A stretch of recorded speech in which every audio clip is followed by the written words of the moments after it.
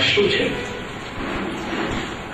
તો બળજો દસોદાજી કાન એમ એ મથની માથે ચડી અને જ્યારે બજતજી બોલી કબરી બોલી તે અબીર મુખસાના અને જ્યારે મુખારબિંદ પર અબીર લગાડ્યું ત્યારે એ ગોપી જરા સાંવરી હતી, ગોરી નથી. અને એને જ્યારે લે અબીર મુખસાના જ્યારે અબીર લગાડ્યું ત્યારે ઠાકોરજી જેને જેમ જોવા ઈચ્છતા હતા તેનું તેવું રૂપ પ્રદાન કર્યું. મમઈ વાંશો જીવ લોકે જીવ ભૂત સનાતન. લૌકિકમાં પણ આપણને કોઈ દિવસ ઘર કહેતું નથી કે હું તારો છું, ગાડી કહેતી નથી હું તારો છું, ઘડિયાળ કહેતી નથી હું તારી છું, ઘરેણાઓ આભૂષણો આપણા ઘરે મોંઘા હોય પણ આપણને કહેતા નથી અમે તમારા છીએ. ત્યાં સુધી કે નિકૃષ્ટ અવસ્થામાં આપણે ઘરેથી પગે પહેરીને આવીએ એ પણ આપણને કહેતા નથી કે અમે તમારા છીએ.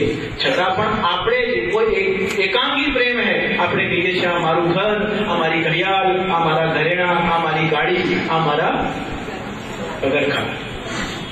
જે આપણને આપણું થવાનો દાવો નથી કરતો એને આપણે આપણું માનીએ છીએ. અને ભગવાન કહી રહ્યા છે કે મમઈ વાંશો જીવ લોકે જીવ ભૂત સનાતન. તું મારો છે, મારામાંથી પ્રગટ થયો અને અંતે મારામાં જ સમાવાનો છે. फिर किस बात की बुरी है, फिर किस बात का अंतराय है, फिर किस बात का अवरोध बीच में खड़ा होता है. જ્યારે ભગવાન દાવો કરી રહ્યા છે तो જ્યારે પ્રભુ કહી રહ્યા છે કે તું મારો છે પછી તો ખુલેઆમ મોહબ્બત હોની चाहिए. महबूब की हर चीज फिर महबूब लगती है.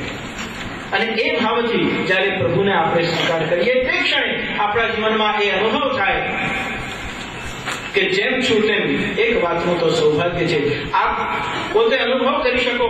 અહીંયા બેસેલા જેમના જેમના ઘરે ઠાકોરજી બિરાજતા હશે, જે પોતાના ઠાકોરજીની સેવામાં હાથ પવિત્ર કરતા હશે, એમને એ સૌભાગ્યવંત બનવાનો એ અનુભવ થતો હશે કે આ જગતમાં અમારા જેવું કોઈ સૌભાગ્યશાલી. એટલા જ માટે શ્રી હરિરાયજી હા વાલી એના વલ્લભી પર મેરે કનકો કરો વિછોના શીશ ધરું નિકેતન. હરિરાયજીને ફરિયાદ કરવા માટે ગયા કે આપના સેવકો ગામમાં આખું ગામ સુઈ જાય, સત્સંગમાંથી જાય અને ગામના ચોરાએ ઉભા થઈ અને રાત્રે ખૂબ જોર જોરથી કીર્તન ગાન કરે છે. ખૂબ જોર જોરથી આપણે જે પદ શીખવાડ્યા હોય તે બોલે છે જઈને, અને એમને જઈને આપણે રોકવા જોઈએ. કારણ કે આખું ગામ કોઈ વૈષ્ણવ નથી, આપના ભગવતીઓ પર આપનું નિયંત્રણ હોવો જોઈએ. ठीक है, ऐसी बात है तो हम उनको जाएंगे सूचित करेंगे.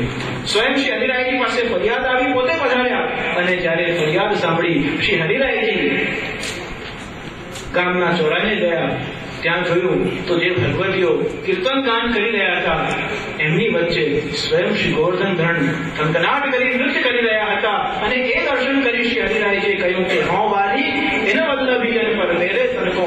જેમના કીર્તન ગાનથી, જેમના સ્મરણથી સત્સંગના નિચોડ સ્વરૂપે સ્વયં જે સર્વસાધ્ય છે એ સર્વેશ્વર પ્રભુ પ્રગટ થઈને જો સત્સંગનું ફલ પ્રદાન કરતું હોય તો મારે એમને રોકવાની કોઈ પણ આવશ્યકતા નથી. તો આપણો ભાવ ઠાકોરજીમાં કેવો રહેવો જોઈએ? તો મેરો લાલ પલના में झूले, बालक है नादान. मेरो बालक तो नादान है. અનંત કોટી બ્રહ્માંડનો નાયક પણ આપણે પહેલા ચર્ચા કરી તે પ્રકારે એ નિર્દોષ અને નાદાન છે. કે ક્યાં જાણે રસ કી બતિયા. અહીંયા શ્રી યશોદાજી ના હૃદયનો બાદ ભાવ પ્રગટ થઈ રહ્યો છે.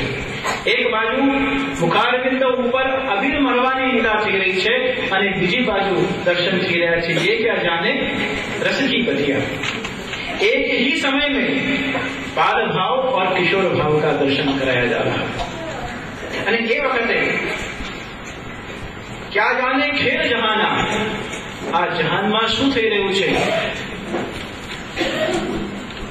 રસ જે છે એટલે વ્રજ ભક્તનું, ભગવતીઓનું પ્રેમ ભગવાન સાથેનું જે છે,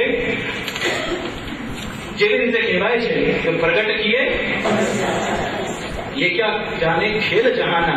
જહાનમાં જે પ્રકારે આ રસને કામરૂપતા આપી અને જે નિકૃષ્ટ પ્રકાર બતાવ્યો છે એનો તો અહીંયા દૂર દૂર સુધી સ્પર્શ થઈ શકતો નથી, કારણ કે નિર્દોષ પ્રભુની નિર્દોષ લીલા છે. અને જ્યાં કામદેવો પણ પરાસ્ત થાય ત્યાં કેવલ આપણે કોઈ પણ પ્રકારની કામનો સ્પર્શ જ્યાં નથી, એ જ અલૌકિક રસ પરિપક્વતા છે. અને जहान नो मतलब ये है कि इस जहां में कई लोग सिर्फ दुखों के ही गीत गाते हैं. इस जहां में ये क्या जाने रस की बतिया और क्या जाने खेल जहाना. इस जहां में कई लोग सिर्फ दुखों के ही गीत गाते हैं और फिर होली हो या दिवाली हो वे तो सदा मातम ही मनाते हैं. मगर दुनिया तो उन्हीं की रागिनियों पे झूमती हरदम. मगर दुनिया तो उन्हीं की रागिनियों पे झूमती हरदम जो जलती अगन पर बैठ के बीना बजाते हैं. जो जलती अगन पर बैठ के बीना बजाते हैं. आ રસ પરિપક્વ માર્ગને, આ રંગને લૌકિક જીવનનો નિર્વાહ કરી, સામાજિક અને આપણું ગૃહસ્થ જીવનનો નિર્વાહ કરી, આ રસ પરિપક્વતાને સતત પ્રભુ સાથે જોડી રાખવી આપણે ધારીએ છીએ એટલું સહેલું નથી. ये मार्ग हंसी खेल को नहीं, तेरे लिए प्रकट जरूर કર્યો है, पर ये मार्ग એનો મતલબ શું છે કે રસરૂપતા છે, રંગરૂપતા છે, તત્સુખનો વિચાર છે, પણ સાથે સાથે એટલી જ સાવધાની, એટલી જ સાવચેતીની પણ જરૂરત છે. क्योंकि नुक्ते के हेर फेर से खुदा से जुदा हुआ. ख ने ज ઉર્દુ ભાષામાં લખાય છે એમાં કેવલ एक नुक्ता એટલે અનુસ્વારનો જ ફરક હોય છે. जो ऊपर लगा नुक्ते के हेर फेर से खुदा से जुदा हुआ, अगर वो ऊपर लगा तो खुदा हुआ और जो वो नीचे लगा तो जुदा हुआ. રસ રસ જ છે, પણ જો એનું લૌકિક સ્વરૂપ પ્રદાન કરી દેશો તો પતનની સંભાવના છે. અને જો એ અલૌકિક ભગવત પરક રસ રહેશે તો ક્યારે પણ જીવનમાં ભગવત વિમુખતા સંભવ બની શકતી નથી. રસિકન કો રસ રસિક ही जाने, नैन बहे पर मुख बैन ना आवे. रसिकन को रस रसिक ही जाने, नैन बहे मुख बैन ना आवे.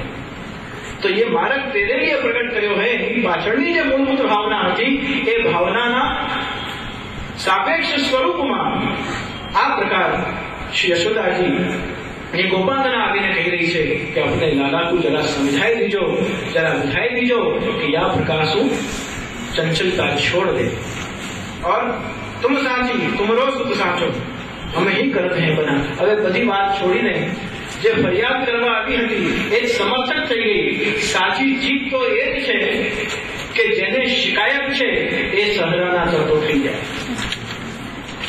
જે સ્પર્ધક છે એ સ્નેહી થઈ જાય, જે વિરોધી છે એ વિલીન થઈ જાય.